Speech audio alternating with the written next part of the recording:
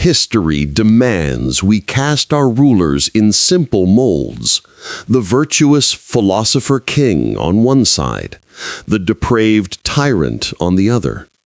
Marcus Aurelius in his wisdom, Nero in his madness.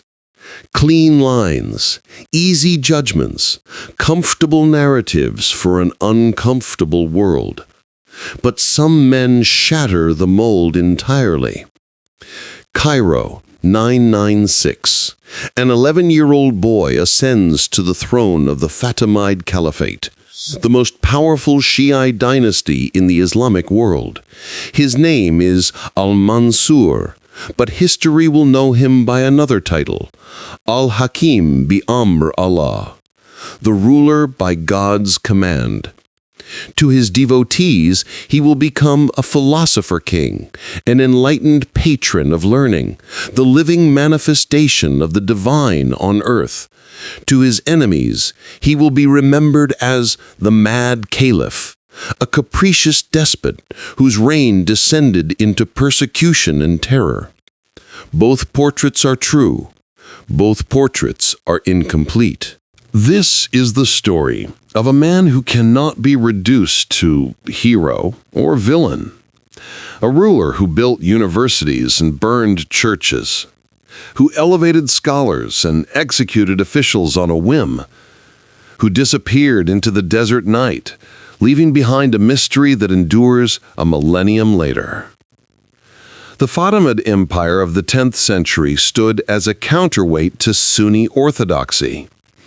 Founded in 910, it championed Ismailism, a branch of Shia Islam that promised the coming of Al-Mahdi, a messianic figure who would sweep away tyranny and establish an age of justice. This was not merely religious doctrine, it was revolutionary ideology, a weapon wielded against the Abbasid Caliphate in Baghdad, the traditional seat of Sunni power. But prophecy and politics make uneasy bedfellows. As decades passed without al-Mahdi's arrival, as the Fatimids failed to dislodge the Abbasid usurpers or crush the Byzantine infidels to the north, the revolutionary fervor cooled. The empire became what all empires become, an ordinary state struggling with ordinary problems, power struggles, ethnic tensions, religious friction. The majority of Fatimid subjects remained Sunni, resentful of Shia rule. Christians and Jews held influential positions in the administration, breeding discontent among the Muslim population. Within the military itself, a fierce rivalry festered between the Al-Maghriba, the native Berbers of North Africa who had built the empire, and the Al-Mashariga, the Turkic and Persian warriors who now competed for power and prestige. Into this cauldron of competing factions stepped Al-Hakim, the first Fatimid ruler born in Cairo itself. He was a child. The empire was anything but childish in its ambitions and its dangers. His coronation day became a battlefield without swords. Al-Hasan ibn Amr, leader of the Kutama Berbers, made his move immediately. He demanded the dismissal of Isa ibn Nasturis, the Christian vizier who managed the empire's affairs. Ibn Amar's message was clear. The Berbers who had conquered Egypt would not be displaced by bureaucrats and foreign soldiers. The young caliph had no choice but to comply.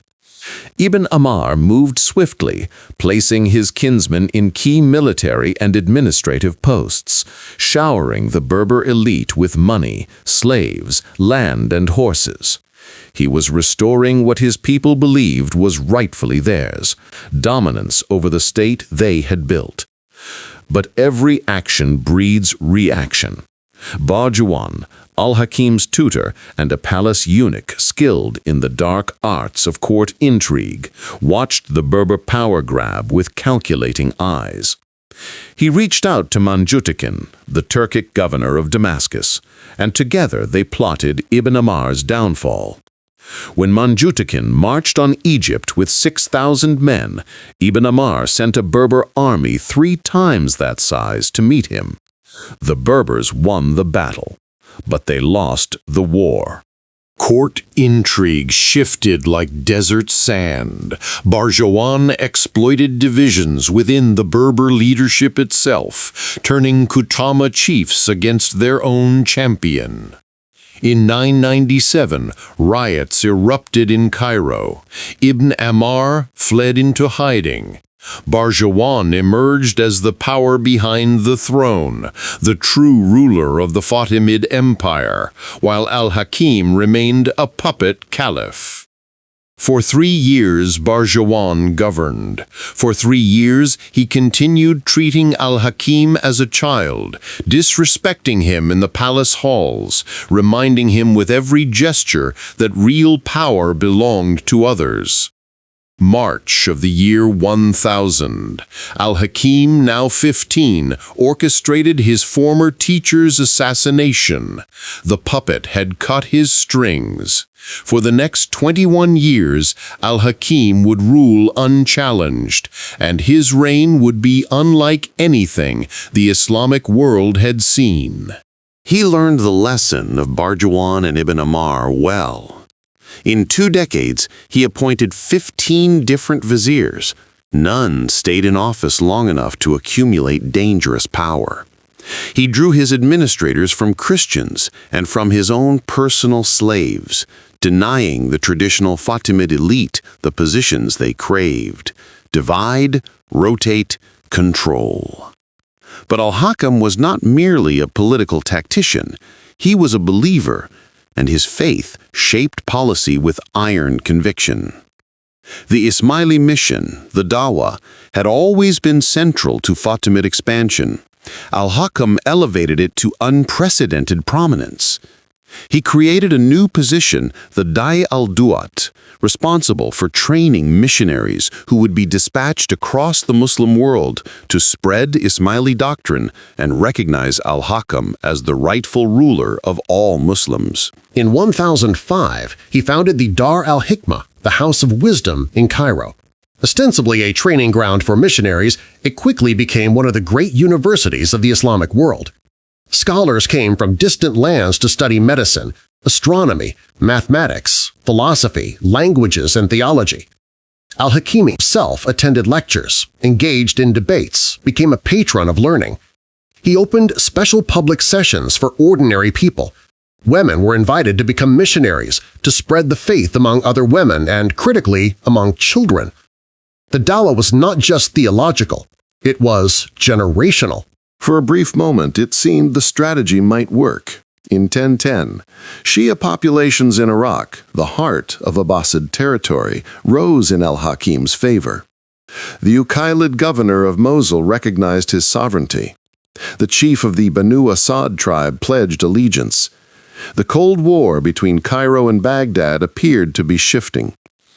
But al-Hakim lacked the military strength to support these fragile alliances. The Abbasids crushed the uprisings. The geopolitical map remained unchanged. Diplomacy and bribery could win temporary victories, but they could not topple an empire. Then came the madness, or what history would call madness.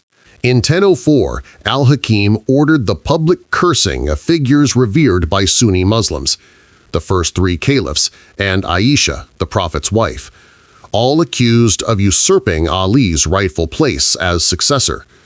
These curses were to be inscribed on mosque walls across the empire. The Sunni majority erupted in fury. Rebellion nearly toppled the dynasty. Al-Hakim reversed course in 1008, publicly praising those he had previously condemned. But the damage was done. The Abbasid caliphs seized the opportunity, convening theologians in Baghdad to produce the infamous Baghdad Manifesto, which declared the Fatimids frauds, with no true descent from the Prophet's family. The propaganda war was lost.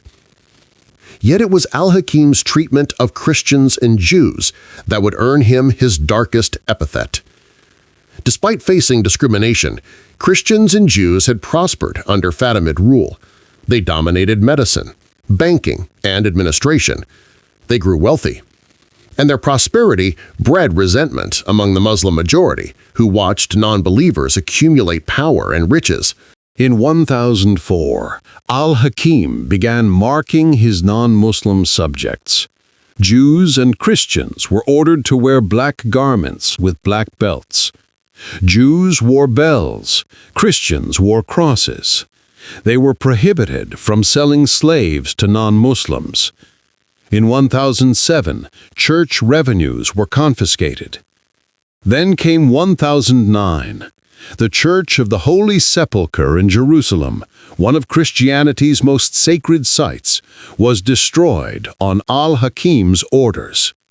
The official justification involved violations of Islamic law. Christians had held loud public processions during Easter, despite prohibitions. But the deeper truth was simpler and darker. Anti-Christian policies were popular. They deflected Muslim discontent toward convenient scapegoats. Muslim mobs across the empire took the cue. Churches burned. Christian property was looted. In 1012, further restrictions followed. Christians and Jews could not ride horses, only donkeys with plain saddles. They could not travel on boats with Muslim crews. The breeding of pigs and sale of alcohol were banned. The Christian world branded him the Mad Caliph. Yet paradoxically, relations with the Byzantine Empire remained peaceful. No military conflict erupted, not even over the Holy Sepulchre's destruction. Both empires understood their own limitations. Al-Hakim's restrictions did not stop with religious minorities. He banned barley, dates, honey, grapes, anything fermentable. Fish without scales were forbidden. Playing chess became illegal. Women were prohibited from leaving their homes except under narrow circumstances. Widows, midwives, witnesses, pilgrims. On 2 occasions, dogs were massacred throughout Cairo, perhaps as a public health measure against rabies, perhaps as another expression of his increasingly erratic will. As his reign progressed, Al-Hakim transformed. He became ascetic, mysterious, walking among commoners in simple clothes, listening to petitions and grievances. Then his public appearances ceased almost entirely. He refused horses, rode only donkeys, wore ordinary garments, traveled with minimal escort. He made frequent pilgrimages to Mount Muqattam, where he would pray through the night in solitude. February 13, 1021. Al-Hakim journeyed to Mount Muqattam one final time. He never returned. Search parties found his donkey. They found his clothes. They found no body. Some claimed his half-sister, Sit al-Mulk, orchestrated his murder over succession disputes. Others spoke of occultation, a mystical vanishing. The truth dissolved into desert wind. His legacy fractured into opposing myths. To some Ismailis, Al-Hakim was so revered that they created an entirely new religion, the Druze faith, which proclaimed him the manifestation of God on earth. To others, he remained the Mad Caliph, a cautionary tale of absolute power corrupting absolutely. The real Al-Hakim defies simple categorization. He persecuted Christians and appointed them as viziers. He ordered curses on Sunni figures and called for religious tolerance and academic debate. He was blamed for burning the old capital of Fustat, yet he transformed Cairo into a center of learning rivaled only by Baghdad. He enacted bizarre prohibitions while patronizing the greatest minds of his age. History prefers its villains pure and its heroes unsullied. But Al-Hakim bi-Amr was neither. He was something more difficult to process, more challenging to remember. A man of profound contradictions, a ruler whose cruelty and enlightenment existed not in sequence but simultaneously. A caliph who disappeared into legend precisely because he could never be reduced to a single story. The desert kept his body, history keeps his mystery, and both remain unsolved.